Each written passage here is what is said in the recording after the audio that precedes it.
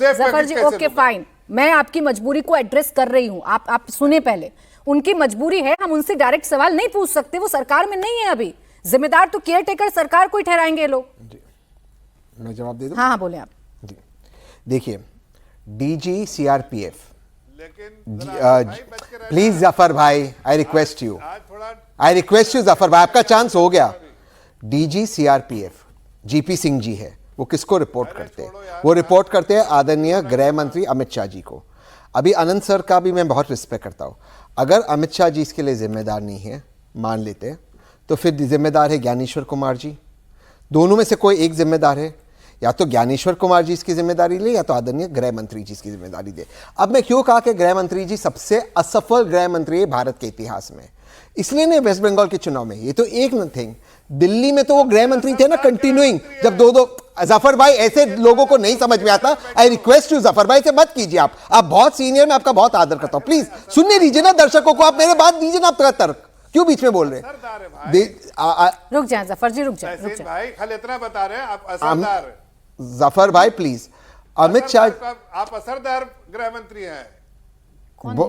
अच्छा ठीक, जफर जी आगे। इंशाल्लाह जब मैं बनूंगा बहुत असरदार बनूंगा। अब हम टॉपिक पे आते हैं। जो इस वक्त में गृह मंत्री है जो असफल है, उन पर आते हैं। उनके नाक के नीचे दो दंगे हुए दिल्ली में लगातार। जिन सूबों में भाजपा की सरकार है, अभी डेटा पढ़ाया गया, वहां पे दंगे होते। ये बात ठीक है, आप कांग्रेस पे जाइए, नेहरू पे जाइए, उसके पहले आपको इतिहास में जाना है। हाँ। जब आपकी सरकार बनी, जब बंगाल में आप चुनाव लड़े, आपने कहा कि इस बार इस तरह की व्यवस्था, एक record number of paramilitary forces इसलिए डाला जाता है, उससे ज्यादा सेंट्रल फोर्सेस जो मणिपुर और कश्मीर में है, क्योंकि आप नहीं चाहते कि प्री और पोल वायलेंस हो। सबने आपका साथ दिया, आपने उसकी जिम्मेदारी ली। तब आपने नहीं कहा टर्म्स एंड कंडीशंस 9 तारीख, 10 तारीख, 11 तारीख, आपने कहा ये केंद्र की फोर्सेस उल्टा टंगा के गुंडों को मारेगी। आज चाहे टीएमसी के लोग मर रहे या भाजपा के लोग मर रहे तो भारतीय है, और आप असफल है, आप फेलियर है। जैसे दिल्ली में आप फेल हुए, वैसे ही आप बंगाल में फेल हुए, आप भारत में फेल हुए। अमित शाह जी को इस्तीफा देना चाहिए। ओके ठीक है, आपकी बात आ गई। अब गृह मंत्री अमित शाह को फेलियर बताने पर लगे, उसके लिए आपने सारे उदाहरण आपने दे दिए। अब एक छोटे से सवाल का जवाब दीजिएगा, फिर आनंद जी आपको काउंटर करेंगे। मैं आपसे ये जानना चाह रही हूँ, जो केयर टेकर सरकार होती है उसकी जिम्मेदारियां क्या होती हैं? तहसीन जी, केयर टेकर सरकार है, पक्का है, सारी फाइल्स है ममता जी के पास। अब यहाँ एक सेकेंड है, सारी ट्रांसफर कर सकते हैं ममता जी।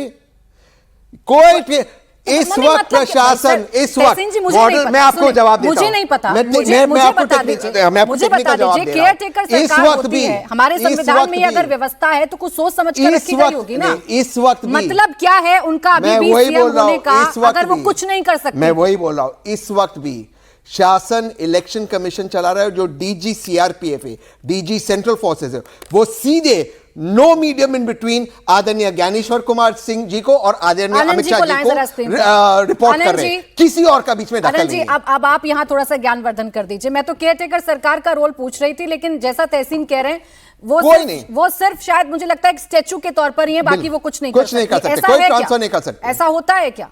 आनंद जी बताइए। देखिए प्राची जी, तहसीन भाई जब अपने स्वभाव के विरुद्ध आक्रामक होते हैं ना, तो खुद को वो हास्यास्पद बना लेते हैं। मुझे लग रहा था इतने आक्रामक होने की आवश्यकता नहीं थी। तहसीन भाई, आप अमित भाई का इस्तीफा मांग रहे हैं, अच्छी बात है, आपका काम है मांगना, क्योंकि आप कांग्रेस का समर्थन भी करते हैं। दूसरी बात, जो कॉन्स्टिट्यूशनल पोजीशन है सर, उसमें डीजी सीआरपीएफ गृह मंत्री को रिपोर्ट कर रहा है, लेकिन जो सीआरपीएफ डिप्लॉयड है बंगाल में, वो लोकल एडमिनिस्ट्रेशन को रिपोर्ट कर रहा है। सर, मैं कॉन्स्टिट्यूशनल पोजीशन बचा रहा हूं, मैं राजनीतिक बयानबाजी पर बिल्कुल नहीं जा रहा हूं कि किसने लटकाने की बात की, किसने टांगने की बात की, किसने लोगों के एक्सपेक्टेशन बढ़ा दी, छोड़ दीजिए। अभी हम लोग कॉन्स्टिट्यूशनल पोजीशन की बात कर रहे हैं। कॉन्स्टिट्यूशनल पोजीशन में ना वो ज्ञानेश कुमार को रिपोर्ट कर रहे हैं, वो चीफ सेक्रेटरी को रिपोर्ट कर रहे हैं, डीजी को रिपोर्ट कर रहे हैं, और आज के डेट में डीजी और चीफ सेक्रेटरी दोनों ममता बनर्जी को रिपोर्ट कर रहे हैं, जब तक वो इस्तीफा नहीं देती या बर्खास्त नहीं होती।